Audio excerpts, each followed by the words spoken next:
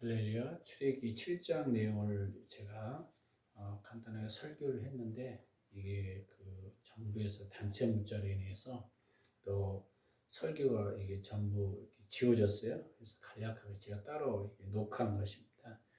출애굽기 7장 사건에서는 뭘 이야기하냐면 하나님께서 모세를 이제 보냅니다.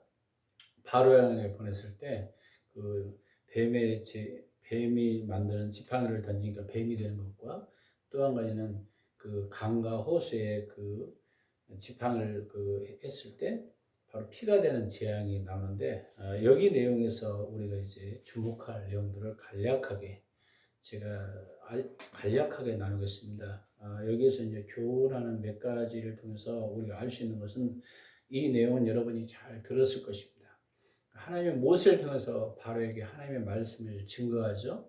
그래서 이스라엘 백성을 애굽에 고통당한 이스라엘 백성을 보내라. 근데 하나님께서 바로의 마음을 또 완강하게 하셔요. 3절에 보니까 근데 왜 이렇게 완강하게 했는가? 이 내용을 우리가 알 수 있어요. 우리 삶에 하나님께서 우리가 믿고 믿음으로 말씀대로 계속 선포하고 나가면은 바로 우리가 기도한 대로 어쩔 때는 응답되지 않을 때 있잖아요. 역사하지 않을 때 이와 같은 상황이나 똑같아요. 하나님께서 분명히 세상에 고통받고 예수 믿지 않는 영혼도 있습니다. 그들을 이제 주께로 돌아오게 하는데 바로 하나님 말씀을 딱 증거했어요. 근데 그들은 반응이 아무것도 나타나지 않습니다. 그를 생각할 때 어떻게 했어요? 이게 이거 있어요. 이걸 통해서 하나님이 어떤 분인가, 애굽을 통해서 바로에게 말했을 때 바로 이스라엘 백성들이 돌아오면 하나님의 어떤 역사가 나타나지 않잖아요. 근데 이게 어떤 하나님인가, 하나님의 권능을 나타내기 위해서 하나님이 일하심을 보도록 하나님 역사하는 것을 보면 세상 사람들이 이걸 보면서 하나님께 돌아오잖아요. 똑같은 이치예요. 그래서 출애굽기 그 7장에서도 이야기합니다. 바로 오늘 바로의 마음을 완강하게 하여 하고 내가 이 표징과 내 이적을 애굽 땅에서 많이 행할 것이다. 많이 행한다는 것은 10가지 재앙을 특별히 나타낸 거죠. 그러나 바로가 너희 말을 듣지 아니할 텐즉 내가 내 손에 애굽에 뻗쳐 여러 큰 심판을 내리고 내 군대와 내 백성 이스라엘 자손을 그 땅에서 인도하여 내일지이라. 이것은 하나님의 군대, 하나님이 역사하셔서 네 힘이 아니라 하나님이 역사하셔서 이스라엘 백성들을 그 땅에 인도할 거라는 거예요. 결국 우리 삶 가운데 하나님이 역사하도록 우리 삶에 우리가 기도하는 게 굉장히 중요하다고 오늘 이야기하고 있는 것입니다. 그래서 하나님은 오늘날도 여전히 주님 우리를 통해서 하나님의 종들을 통해서 목사님을 통해서 교인들을 통해서 계속 세상을 두드리고 있어요. 그때 하나님께서 그들이 바로 제 앞에 들어오지 않습니다. 그러나 그때 하나님의 권능, 하나님의 말씀이신 하나님이 어떤 분인가를 통해서 그들을 깨닫게 하는 건 여전히 동일합니다. 두 번째, 이 피해 재앙과 이 재앙을 통해서 하나님을 알고자 하는 것은 하나님의 이런 영적 진정이 있다는 것을 보여줍니다. 하나님이 말씀하셨는데 바로 응답된 것이 아니라 바로가 말을 안 들어요. 결국은 하나님만 행할 수밖에 없는 기적이 나타나므로 바로 애굽의 재앙을 통해서 이제 하나님이 그들을 심판하잖아요. 그래서 우리 삶에도 여전히 이런 갈등과 구조 속에 있다는 것을 성경에서 말하고 있습니다. 세 번째, 하나님의 사역자들은 하나님 보낸 하나님의 종들, 꼭 우리가 목사님과 어떤 전사님을 이야기하는 게 아니라 예수 그리스도를 믿는 모든 사람들이 어떤 하나님의 일꾼이에요. 하나님이 부르시도록 많은 영혼을 세상에 있는 고통받는 영혼을 돌아오도록 부르신 하나님의 종들이라는 겁니다. 하나님의 아들들이라는 것입니다. 그래서 하나님의 말씀을 가지고 계속 선포하고 나갈 때는 하나님의 명령을 할 때는 5절에 보니까 어떻게 했어요? 내가 내 손에 애굽에 펴서 이스라엘 자손을 그 땅에 인도하여 낼 때야 애굽 사람이 나를 여호와인 줄 알게 하리라. 바로 우리를 통해서 하나님의 말씀을 계속 선포할 때 세상 사람들 하나님 역사할 때 누가 한다? 하나님 역사가 나타날 때 이것을 하나님 알겠다는 거예요. 알리겠다는 것입니다. 오늘 우리를 통해서 하나님만 행할 수 없는 일들이 나타날 때 세상 사람들이 주 앞에 돌아온다는 것을 알 수 있습니다. 여러분 삶 가운데 그런 어떤 현장이 있을 수 있어요. 직장일 수 있고 어떤 단체일 수 있고 어떤 곳에 가정일 수 있어요. 그때 여러분이 정말 하나님만 행할 수밖에 없는 기적이 나타나기를 예수님을 축원합니다. 또 우리가 여기에 교훈하는 것은 모세를 통해서 모세가 갖고 있는 지팡이를 이게 하나님 우리의 평상시 가지고 있는 어떤 재능이나 이걸 사용하시오. 우리 것을. 우리 신앙이 중요한 거죠. 그래서 뱀이 되는 사건을 통해서 뱀이 뱀을 나타내게 해요.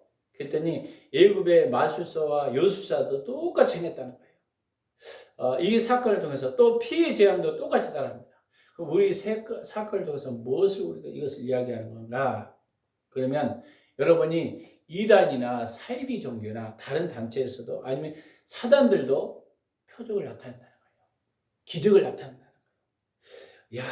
그러면서 우리가 생각할 때 우리가 기적만 쫓아다녀도 안 되고 표적만 쫓아다녀도 안 되는 하나님이 그것은 무엇이 중요하다? 하나님 말씀대로. 이게 말씀 바탕에 세워지지 않는 것은 굉장히 위험하다는 것을 알 수 있어요. 그래서 저와 여러분 이 마지막 시간 때가 되면 표적과 기적을 나타내서 이단들도 충분히 어떻게 할 것이다?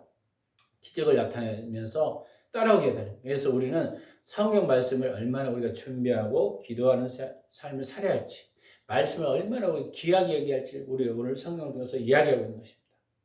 또 피해 재앙은 우리가 교훈에서 우리가 깨달은 거 있어요. 모세가 피해 재앙을 통해서 지팡이에 그 나일강을 치면 피가 돼요. 고기도 못 먹고 물이 악취가 나요. 근데 애굽의 술사도 그대로 행해요. 즉 사단도 표적을 많이 행하고 포악하게 된다. 근데 바로의 마음이 어떻게 했더라? 완강해져서 주위 사람의 애굽 사람들이 강가에서 이제 그 땅을 파고 거기서 그 물을 마시는 이것을 나타내요. 그래서 이런 사건을 통해서 바로가 생각할 때는 별거 없네. 하나님이 역사한 것도 이 애굽의 술사들도 이야기하니까 23절에 보니까 바로가 돌이켜 궁으로 들어가고 그 일에 관심을 가지지 아니하고 아무 신경 쓰지 않다는 거예요. 이게 여러분이 특별한 어떤 일이 나타나지 않으면요 사람들이 신경을 안 써요. 그래 세상도 할 수 있고 하나님도 하시는구나. 그럴 수 있겠지. 이래요. 그래서 우리 삶에 하나님만이 행할 수밖에 없는 일들이 나타난다는 것을 우리가 알 수 있는 것입니다. 그러면 또 한 가지 질문. 왜 하나님이 이스라엘 백성들에게 영적 진역을 허락하셨는가?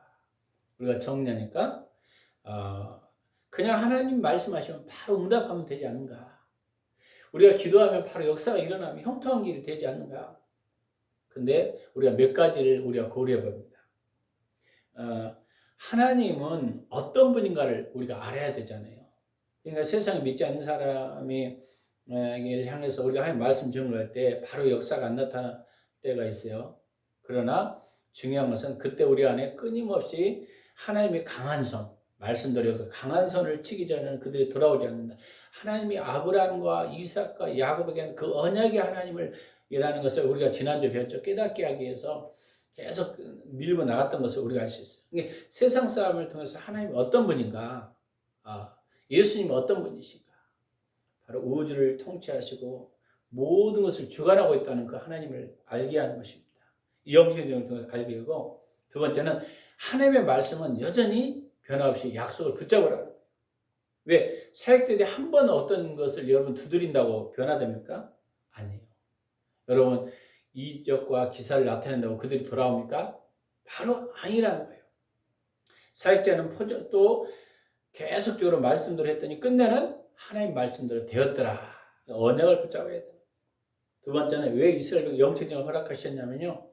사역자는 표적만 보고 가서는 안 돼요. 이적만 보고 돼서는 안 돼요. 반드시 하나님의 말씀대로 이루어지는가. 그래서 우리가 성경 말씀이 굉장히 중요하고 분별하라는 것을 이야기하고 있습니다. 세 번째는 우리를 통해 이 영생을 통해서 우리를 더 강하게 세웁니다. 하나님이 이런 분이다. 하나님이 처음부터 끝까지 성경은 말씀대로 살기를 원했고 말씀이 곧 하나님이라는 것을 알게 하신 하나님이 이릅니다. 그래서 여러분은요 이 말세가 되면요 많은 믿는 사람들을 유혹합니다. 표적과 기사를 당해서 유혹합니다. 그러니까 표적과 기사를 나타내지 말라는 게 아니에요. 이것은 유혹하기 때문에 중요한 것은 말씀 토대에 섰는가. 성경 말씀이 굉장히 중요하다는 것을 믿습니다. 그래서 우리는 이 영적 전에서 끝까지 하나님 말씀 붙들어야 한다는 것과 그리고 우리 영적으로 계속 기도하고 돌파해야 됩니다. 여러분 성령의 역사가 나타나지 않으면요 영적으로는 눌릴 수밖에 없어요. 그러니까 사탄은 계속 표적과 기사를 나타내는데 하나님의 말씀을 증거하는 사람이 표적이 안 나타난다. 그러면 안 되잖아요. 오늘 보니까 모세를 통해서 표적과 기자, 재앙을 통해서 하나님이 주셨잖아요. 역사하셨잖아요. 나타낸다는 것입니다.